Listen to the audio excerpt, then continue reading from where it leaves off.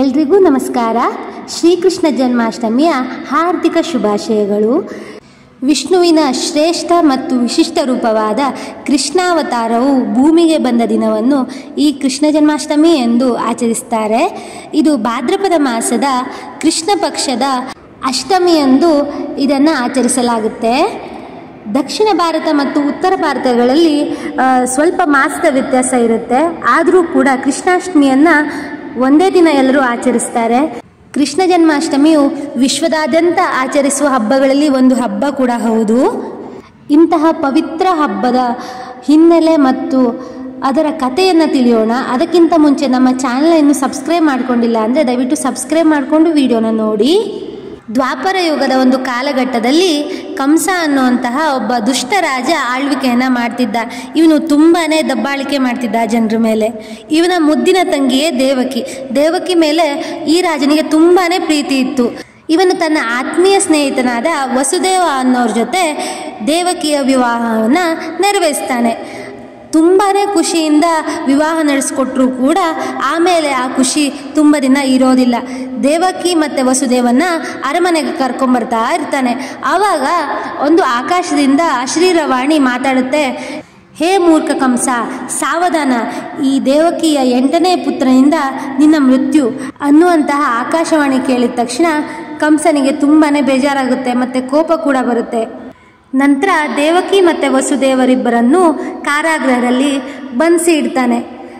ಕಾಲಾನಂತರ ದೇವಕಿ ಒಂದು ಗಂಡು ಮಗುವಿಗೆ ಜನ್ಮವನ್ನು ಇಡ್ತಾಳೆ. ಆಗ ಕಂಸನಿಗೆ ಸುದ್ದಿ ತಿಳಿದು ಅವನು ಬರ್ತಾನೆ. ಅಲ್ಲಿಗೆ ಬಂದು 8ನೇ ಸಂತಾನವಲ್ಲದಿದ್ದರೂ ಕೂಡ ಯಾವ ಸಂತಾನವೂ ತನ್ನ ಮೃತ್ಯುವಿಗೆ ಕಾರಣವಾಗಬಾರದು ಎಂದು ವಿಚಾರಿಸುತ್ತಾ ಮಗುವನ್ನು ಗೋಡೆಗಪ್ಪಳಿಸಿ ಸಾಯಿಸುತ್ತಾನೆ. ನಂತರ ಹೀಗೆ 6 ಮಕ್ಕಳನ್ನು ಸಾಯಿಸ್ತಾನೆ. 7ನೇ ಮಗು ಬಲರಾಮ ಆಗಿರ್ತಾನೆ. ಅವನನ್ನು ಗರ್ಭದಿಂದಲೇ ಅಂದರೆ ದೇವಕಿಯ ಗರ್ಭದಿಂದ ರೋಹಿಣಿಯ ಗರ್ಭಕ್ಕೆ ತನ್ನ ಮಾಯೆಯಿಂದ ಹಸ್ತಾಂತರಿಸಿ ವಿಷ್ಣು ಕಾಪಾಡುತ್ತಾನೆ. ಈ ರೋಹಿಣಿ ಯಾರೆಂದರೆ ಇವಳು ಕೂಡ ವಸುದೇವನ ಇನ್ನೊಬ್ಬ ಹೆಂಡತಿ. ಇವಳ ಗರ್ಭದಿಂದ ಗೋಕುಲದಲ್ಲಿ ಬಲರಾಮನು ಜನಿಸ್ತಾನೆ. ಈ ಕಡೆ ಕಂಸ 7ನೇ ಮಗು ಗರ್ಭದಲ್ಲೇ ಸತ್ತು ಹೋಯಿತೆಂದು ಸಮಾಧಾನ ಪಡ್ಕೋತಾನೆ. ನಂತರ 8ನೇ ಮಗುವಿನ ನಿರೀಕ್ಷೆಯಲ್ಲಿರುವಂತಹ ವಸುದೇವ ಮತ್ತು ದೇವಕಿಗೆ ಚಿಂತೆ ಕಾಡುತ್ತೆ. ಮುಂದೆ 8ನೇ ಸಂತಾನ ಆದರೂ ಕೂಡ ನಮ್ಮ ಅಣ್ಣ ಬಿಡೋದಿಲ್ಲ, ಸಾಯಿಸಿ ಬಿಡ್ತಾನೆ ಅಂತ ತುಂಬಾ ಭಯಪಟ್ಟಿರ್ತಾರೆ. ಆಗ ವಿಷ್ಣುವು ಕನಸಿನಲ್ಲಿ ಬಂದು ನಿಮ್ಮ 8ನೇ ಮಗನಾಗಿ ನಾನೇ ಇನ್ನೊಂದು ಅವತಾರ ಎತ್ತಿ ಜನಿಸುತ್ತಿದ್ದೇನೆ ಎಂದು ಹೇಳುತ್ತಾನೆ. ಆಗ ವಸುದೇವ ದೇವಕಿಗೆ ಸಮಾಧಾನವಾಗುತ್ತದೆ. ನಂತರ ಭಾದ್ರಪದ ಮಾಸದ ಕೃಷ್ಣ ಪಕ್ಷದ ಅಷ್ಟಮಿಯಂದು ಮಧ್ಯರಾತ್ರಿ 12 ಗಂಟೆಗೆ ಶ್ರೀಕೃಷ್ಣನ ಜನನವಾಗುತ್ತೆ. ನಂತರ ಕನಸಿನಲ್ಲಿ ಬಂದು ವಿಷ್ಣು ಹೇಳಿದ ಆಜ್ಞೆಯಂತೆ ವಸುದೇವನು ಬಿದಿರಿನ ಬುಟ್ಟಿಯಲ್ಲಿ ಶ್ರೀಕೃಷ್ಣನನ್ನು ಎತ್ತಿಕೊಂಡು ಗೋಕುಲಕ್ಕೆ ಹೋಗಲು ನಿರ್ಧರಿಸ್ತಾನೆ. ಈ ಸಮಯದಲ್ಲಿ ಕಾರಾಗೃಹದ ಬಾಗಿಲುಗಳು ತಾನಾಗೇ ತೆರೆದುಕೊಳ್ಳುತ್ತೆ. ಕಾವಲುಗಾರರು ತಾನಾಗೇ ಮೂರ್ಛೆ ಹೋಗಿರ್ತಾರೆ. ನಂತರ ನಗರದ ಹೊರಗೆ ಹೋಗಿ ಯಮುನಾ ನದಿಯನ್ನು ದಾಟಲು ಯತ್ನಿಸುತ್ತಾನೆ. ಯಮುನಾ ನದಿಯಲ್ಲಿ ಪ್ರವಾಹ ಹೋಗ್ತಾ ಇರುತ್ತೆ. ಪ್ರವಾಹದ ನೀರು ವಸುದೇವನ ಮೂಗಿನ ತನಕ ಬರುತ್ತೆ. ಆಗ ಶ್ರೀಕೃಷ್ಣನು ತನ್ನ ಬಲಗಾಲ ಒಂದು ಬೆರಳನ್ನು ಯಮುನಾ ನದಿಗೆ ಸ್ಪರ್ಶಿಸ್ತಾನೆ. ಆಗ ಇದ್ದಕ್ಕಿದ್ದಂತೆ ಪ್ರವಾಹ ತಗ್ಗುತ್ತೆ. ಮತ್ತೆ ವಸುದೇವನಿಗೆ ಯಮುನಾ ನದಿಯು ದಾರಿ ಮಾಡಿಕೊಡುತ್ತೆ. ಜೋರಾಗಿ ಮಳೆ ಬರುತ್ತಿರುತ್ತೆ. ಆಗ ಶೇಷನಾಗನು ತನ್ನ ಹೆಡೆಯನ್ನು ಎತ್ತಿ ವಿಷ್ಣುವಿಗೆ ಛತ್ರಿಯಂತೆ ಕಾವಲಾಗಿ ಯಮುನೆಯ ದಾಟಿ ಗೋಕುಲ ಸೇರೋ ತನಕ ಕಾವಲಾಗಿ ಬರ್ತಾನೆ. ಗೋಕುಲದಲ್ಲಿ ನಂದ ಮತ್ತು ಯಶೋದೆಗೆ ಒಂದು ಹೆಣ್ಣು ಮಗು ಕೂಡ ಈ ಕೃಷ್ಣ ಹುಟ್ಟಿರೋ ಸಮಯದಲ್ಲೇ ಜನಿಸಿತ್ತು. ಆ ಮಗು ಅಳ್ತಾ ಇರೋದು ವಸುದೇವನ ಕಿವಿಗೆ ಬೀಳುತ್ತೆ. ಆಗ ಅಲ್ಲಿ ಹೋಗಿ ನೋಡ್ತಾನೆ. ನಿದ್ರಿಸುತ್ತಿರುವ ಯಶೋದೆಯ ಮಡಿಲಲ್ಲಿ ಒಂದು ಹೆಣ್ಣು ಮಗು ಇರುತ್ತೆ. ಆಗ ವಸುದೇವ ಯೋಚನೆ ಮಾಡ್ತಾನೆ, ಕಂಸ ಗಂಡು ಮಗು ಆದರೆ ಸಾಯಿಸ್ತಾನೆ, ಹೆಣ್ಣು ಮಗುವನ್ನು ಏನೂ ಮಾಡೋದಿಲ್ಲ ಅಂದ್ಕೊಂಡು ತನ್ನ ಕೈಲಿರುವಂತಹ ಗಂಡು ಮಗುವನ್ನು ಯಶೋದೆಯ ಮಡಿಲಲ್ಲಿಟ್ಟು ಅವಳ ಹತ್ತಿರ ಇರುವಂತಹ ಹೆಣ್ಣು ಮಗುವನ್ನು ತನ್ನ ಕೈಲಿ ಎತ್ತುಕೊಂಡು ಮತ್ತೆ ಮಥುರೆಗೆ ವಾಪಸ್ಸಾಗೋದಕ್ಕೆ ಹೊರಡ್ತಾನೆ. ವಸುದೇವನು ಮಥುರೆಯನ್ನು ಸೇರಿ ಕಾರಾಗೃಹದಲ್ಲಿ ಬರುತ್ತಿದ್ದಂತೆ ಮೊದಲೇ ತೆರೆದಿದ್ದ ಎಲ್ಲ ಬಾಗಿಲುಗಳು ಮುಚ್ಚಿಕೊಳ್ಳುತ್ತವೆ. ಸೈನಿಕರೆಲ್ಲರಿಗೂ ಎಚ್ಚರವಾಗುತ್ತೆ. ಶಿಶು ಅಳುವ ಶಬ್ದ ಕಂಸನ ಕಿವಿಗೆ ಮುಟ್ಟಿ ಕಂಸ ಅಲ್ಲಿ ಆಗಮಿಸ್ತಾನೆ. ಆಗ ಕಂಸ ಬಂದು ನೋಡ್ತಾ ಇದ್ದಂಗೆ ಹೆಣ್ಣು ಮಗು, ಆದರೂ ಕೂಡ ಇವಳನ್ನು ಬಿಡಬಾರದು, ಮುಂದೆ ನನ್ನ ಮೃತ್ಯುವಿಗೆ ಕಾರಣವಾದರೂ ಆಗಬಹುದು ಎಂದು ತಿಳಿದು ಗೋಡೆಗೆ ಅಪ್ಪಳಿಸಲು ಹೊರಡ್ತಾನೆ. ಆಗ ದುರ್ಗಾದೇವಿ ಅವತಾರವಾದ ಆ ಹೆಣ್ಣು ಮಗು, ನಾನು ನಿನ್ನ ಮೃತ್ಯುವಲ್ಲ, ನಿನ್ನ ಮೃತ್ಯುವು ಈಗಾಗಲೇ ಗೋಕುಲವನ್ನು ಸೇರಿ ಬೆಳೆಯುತ್ತಿದ್ದಾನೆ, ನಿನ್ನನ್ನು ವಿಧಿ ಎಂದಿಗೂ ಕ್ಷಮಿಸುವುದಿಲ್ಲ ಎಂದು ಹೇಳಿ ಮಾಯವಾಗುತ್ತಾಳೆ.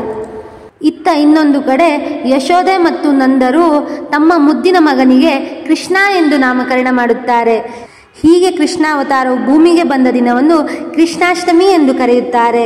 ಶ್ರೀಕೃಷ್ಣನಿಗೆ ಆ ದಿನ ನೀರು ಮತ್ತು ಹಣ್ಣನ್ನಷ್ಟೇ ತಿಂದು ಉಪವಾಸವಿದ್ದು ರಾತ್ರಿ ಜಾಗರಣೆ ಮಾಡಿ ಮಧ್ಯರಾತ್ರಿ ಅಂದರೆ 12 ಗಂಟೆ ಸುಮಾರಿಗೆ ಶ್ರೀಕೃಷ್ಣನಿಗೆ ಹಾಲು, ತುಪ್ಪ, ಜೇನುತುಪ್ಪ ಮುಂತಾದವುಗಳಿಂದ ಅಭಿಷೇಕ ಮಾಡಿ ಮಾರನೇ ದಿನ ಮೊಸರಿನಿಂದ ತುಂಬಿದ ಗಡಿಗೆಯನ್ನು ಒಡೆಯುವ ಆಟವನ್ನು ಆಡಿ ಸಂಭ್ರಮಿಸುತ್ತಾರೆ.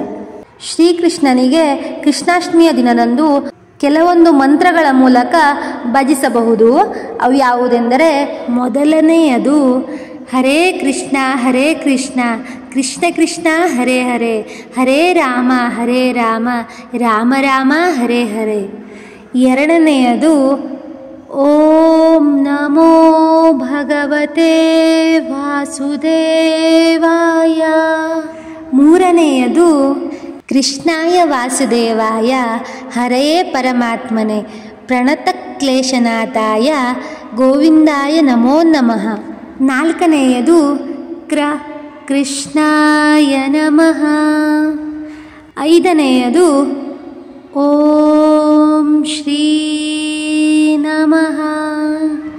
ಈ ಮೇಲಿನ ಎಲ್ಲ ಮಂತ್ರಗಳು ಕೂಡ ಕೃಷ್ಣನಿಗೆ ಅತಿ ಪ್ರಿಯವಾದದ್ದು.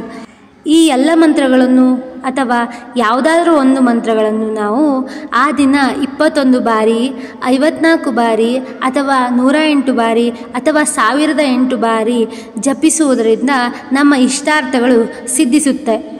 ನಾವು ನಮ್ಮ ಜೀವನದಲ್ಲಿ ಎಷ್ಟೇ ಧೈರ್ಯವಂತ ವ್ಯಕ್ತಿಗಳಾದರೂ ಕೂಡ ಯಾವುದಾದರೂ ಒಂದು ವಿಷಯದಲ್ಲಿ ಮನಸ್ಸು ಜಾರಿರುತ್ತೆ ಮತ್ತು ಸಾಂತ್ವನಕ್ಕಾಗಿ ಮನಸ್ಸು ಹಂಬಲಿಸುತ್ತೆ. ಈ ಸಮಯದಲ್ಲಿ ಕೃಷ್ಣನ ನಾಮ ಜಪದಿಂದ ಎಲ್ಲ ನಮ್ಮ ತೊಂದರೆಗಳು ನಿವಾರಣೆಯಾಗಿ ಭಗವಂತನ ಆಶೀರ್ವಾದದಿಂದ ನಮ್ಮ ಮನಸ್ಸು ಶಾಂತ ಚಿತ್ತಕ್ಕೆ ಮರಳುತ್ತೆ. ಬಾಹ್ಯವಾಗಿ ನೆಮ್ಮದಿಯನ್ನು ಯಾರು ಬೇಕಾದರೂ ಕೊಡುತ್ತಾರೆ, ಆದರೆ ಆಂತರಿಕವಾಗಿ ನೆಮ್ಮದಿಯನ್ನು ಕೇವಲ ಶ್ರೀಕೃಷ್ಣ ಪರಮಾತ್ಮ ಮಾತ್ರ ನೀಡುತ್ತಾನೆ. ಆದ್ದರಿಂದ ಶ್ರೀಕೃಷ್ಣನಲ್ಲಿ ಏಕಚಿತ್ತದಿಂದ ಭಕ್ತಿಯನ್ನು ತೋರಿಸಿ. ಮಾಹಿತಿ ಇಷ್ಟವಾಗಿದ್ದಲ್ಲಿ ಲೈಕ್, ಕಮೆಂಟ್, ಶೇರ್ ಮಾಡುವ ಮೂಲಕ ಪ್ರೋತ್ಸಾಹಿಸಿ. ಹರೇ ಕೃಷ್ಣ.